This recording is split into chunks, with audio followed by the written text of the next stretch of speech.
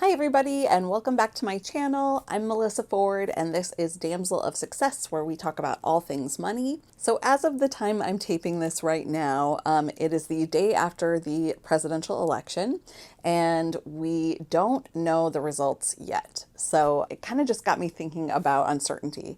It got me thinking about particularly financial uncertainty when you're waiting for other factors that are probably outside of your control, to, make decisions, or you're not sure what to expect next, and how that kind of uncertainty can often lead to anxiety or just like paralyzation and not being able to take next steps that might be best for you. So today I thought I'd talk about a couple of things that you can do when you're facing financial uncertainty.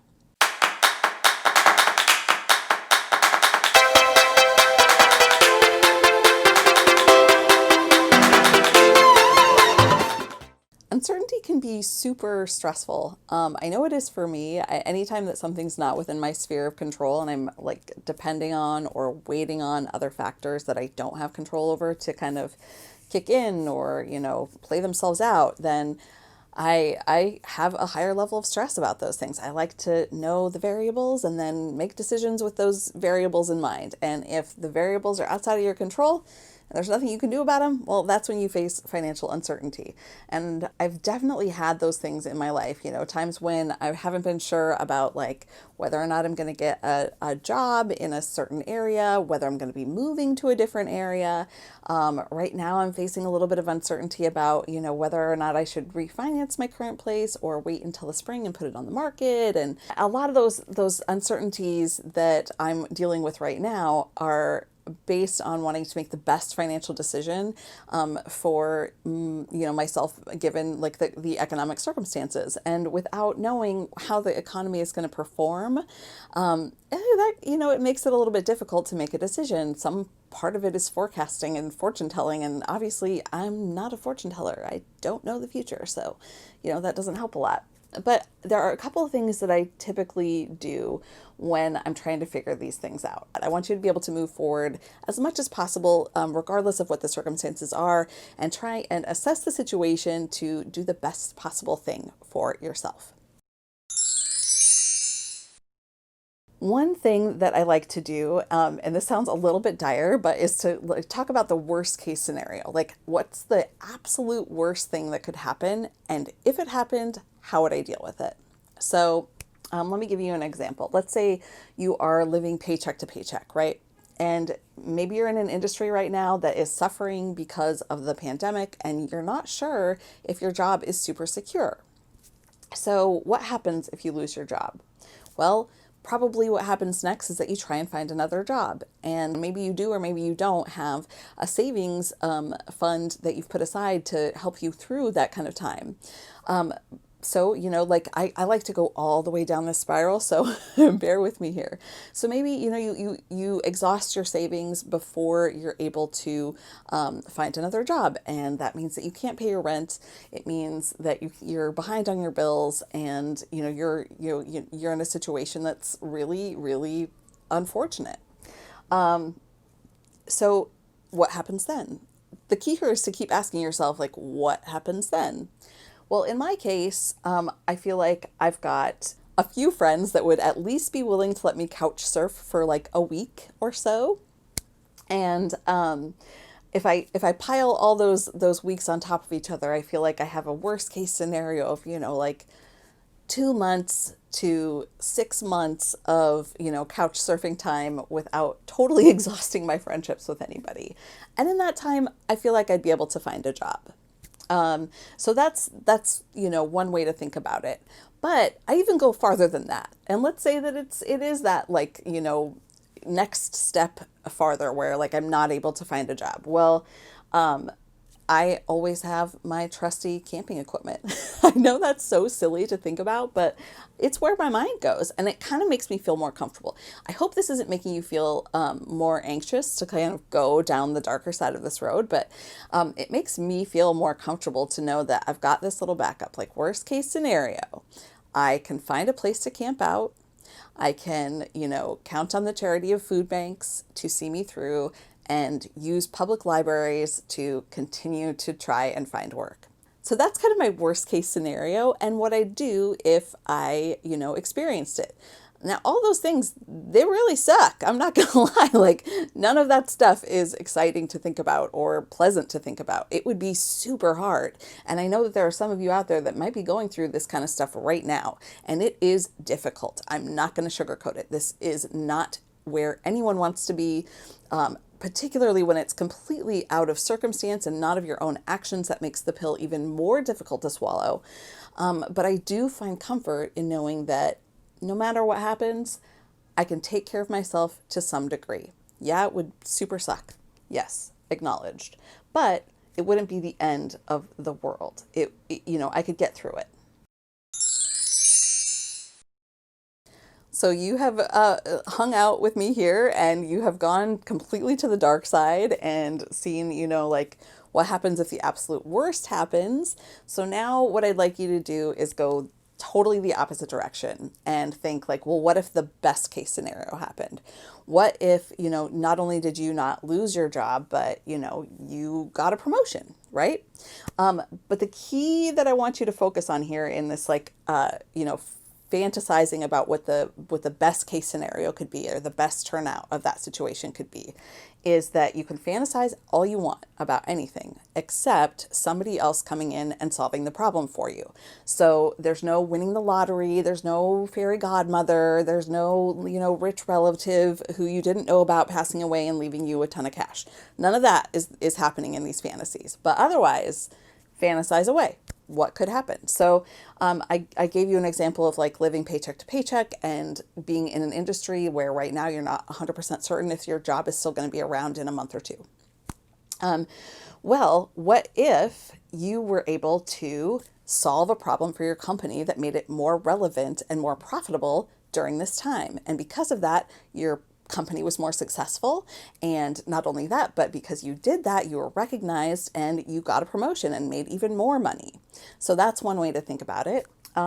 Or what if, in thinking about like, well, this job may not be around, you started putting out feelers to your friends and saying, hey, does anybody know about any jobs that might be open right now? Like if so, think of me for them. That's a really simple thing to do. And maybe because of that, you hear about a job in an industry that's like different from the one that you're in now, more stable, and maybe is of a big interest to you, something you've always wanted to try out. In that case, you've actually managed to get a new job.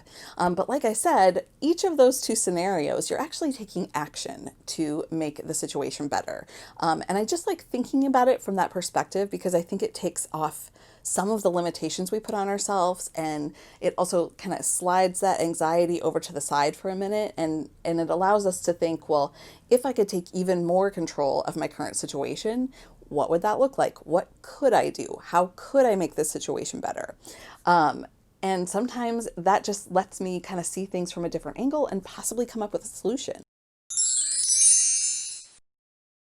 And the last little tip that I have for you about how to kind of deal with financial uncertainty is to assign a numerical value to what your decision making is. And this kind of, thought process applies when you're faced with two options and you're just not sure which of those two options is going to be the better choice. It can oftentimes be also a case where, there are factors that are outside of your control. So for instance, in my case that I mentioned earlier, I'm considering two things. Number one is keeping my current property and eventually turning it into a rental property. Number two is selling my property and using the income or the equity that I've built in this property to buy another property. So the best thing for me to do in those situations is to apply a numerical value to those decisions. So how does it play out if I do decide to sell the property? And in this scenario, what you're going to do is you're going to work it up in two different ways. You're going to work it up from that worst case scenario, and you're going to work it out from the best case scenario. And if you want to go even farther, you can go like the most expected route. Like, what are people saying about the economy and the housing market right now, right?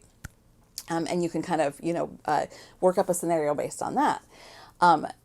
And what's important in this, way of thinking about things is that you've got to be comfortable when you come out with your numbers on the other side. Like, how much money would I stand to make if I sold my property? Well, if the market is down, I might make this amount. If the market is up, I might make this amount. And if it's kind of tracking where people think it's going to be tracking right now when I go to list my property in the spring, then, it could be worth this amount. So once you've come to the point where you've got a number, a solid number associated with your predictions, then what you can do is say, am I comfortable with all three of these scenarios? And if you're not comfortable with all three of those scenarios, then you kind of got to ask yourself, how risk averse are you? And how comfortable are you going to be taking that step if, the worst case scenario actually happens? Not only does, putting things into a quantifiable number range give you an idea of what to expect from a predictive standpoint as best you can. Obviously, we're not fortune tellers. We talked about this. We cannot see the future. But it also allows you to see, what actual risk you might be taking on. So, in that worst case scenario, are you talking about a $10,000 loss, or are you talking about a $100,000 loss? Those are very different scenarios, and you may come to the conclusion that what you're worried about in this, uncertain situation is really, it's workable, right? Like if it's just I say just a $10,000 loss, which hurts. It would hurt me for sure. I'd hate to lose $10,000. But if you were to just lose $10,000, but then, for me, for instance, buy another property that, I'm hoping to buy a duplex where I can live in one house, or live in one half of the house and rent out the other, which is, called house hacking. And so that's what I'd like to do for my next step. So if I lose $10,000, but I can regain that $10,000 in profit over the next year, well, then it's not quite as big of a loss, right? So you kind of have to consider not just what the numerical value is of the actual choice, but what the repercussions are in terms of what you're giving up financially, right? Are you leaving any money on the table in order to stay and not lose that smaller amount of money, right? Like in my example, let's say that I could make $1,000 a month on a duplex, like living renting out one side of a duplex. Well, that would net me somewhere in the range of $12,000 a year. Now, this is all theoretical, and we're not talking about, expenses for, keeping up rental properties and all that kind of stuff. So this is just like back of the envelope thinking. But if that were the case, then I would actually be $2,000 up after a year for having, eaten a $10,000 loss this spring. And if I wait until my property is, getting back to a value where I feel like it makes sense to sell the property and not lose anything, well, how long is that going to take? If that takes another 3 to 5 years, then I'm effectively leaving, $50,000 to $60,000 on the table to save myself from a $10,000 loss. So just make sure that you're, looking at it from a quantifiable standpoint, if at all possible, and really looking into your numbers to make sure that what you're giving up for, the uncertainty that you're facing right now isn't actually costing you more in the long run, because that can absolutely happen. And I've absolutely done that in the past. So hopefully some of those tricks help you out, or just help you think about what you're facing in a slightly different way, so that you can kind of get through it, or at least make yourself feel more comfortable that you're capable to handle whatever comes your way, because you probably are. That's the secret. You probably are. And also, I just wanted to tell you too that some of my videos like this one are about money mindset, and I actually have a worksheet about different things that you can do to improve your overall money mindset, and I'm going to put that link in the description below. It's on my website. It's totally free. Feel free to download it if that's of interest to you. So regardless of whatever financial situation or uncertainty that you are facing, I hope this has helped. And please, put in the comments any questions that you might have, or just, let me know what you guys are dealing with. Like, what is causing you financial stress right now? What uncertain factors are you dealing with that are, making it difficult for you to move forward or make decisions about your future, or plan ahead in any way? I'd love to know that. I would absolutely love to know. And of course, I would please ask you to like this video if you liked it, and to hit the subscribe button if you would like to see more content from me on a regular basis. I do post a video every single Wednesday about finances, about money mindset, about investing, all of those kinds of things. And I'd love to have you around for the journey. I hope you have a wonderful week, and that whatever the result of this presidential election is, I know a lot of us have stress regardless of what political side we are on. This is a tight race and there are a lot of repercussions about it. So just take care of yourselves, and I hope that it turns out well for you. I mean, as long as you have the same political views that I do, which, it's a 50-50 chance at this point. Anyway, that is all for now. I will see you next week. Bye-bye.